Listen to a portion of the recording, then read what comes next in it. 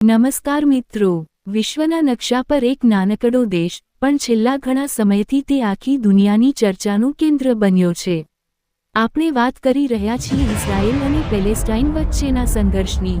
આ આખરે શું વિવાદ છે? શા માટે આ જમીન માટે દાયકાઓથી યુદ્ધ ચાલી રહ્યું છે? ચાલો સમજીએ આજના વિડીયોમાં। આ વિવાદ માત્ર ધર્મનો નથી, પણ મુખ્યત્વે જમીન અને અસ્તિત્વનો છે। 1948માં ઇઝરાયેલ દેશની સ્થાપના થઈ, ત્યારથી આ વિસ્તારમાં શાંતિના પ્રયાસો અને યુદ્ધો સતત ચાલતા રહ્યા છે। યહૂદીઓ અને આરબ સમુદાય બંને આ જમીન પર પોતાનો ઐતિહાસિક અને ધાર્મિક દાવો રજૂ કરે છે।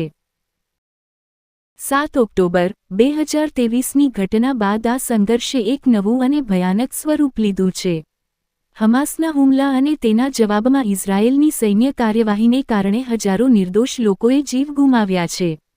ગાઝામાં માનવીય કટોકટી સર્જાઈ છે, જ્યાં ખોરાક, પાણી અને દવાની ભારે અછત છે।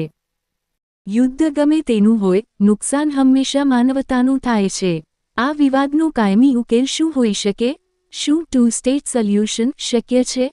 આ એક એવો પ્રશ્ન છે જેનો જવાબ આખી દુનિયા શોધી રહી છે। તમારું આ બાબતે શું મંતવ્ય છે? કોમેન્ટમાં ચોક્કસ જણાવશો।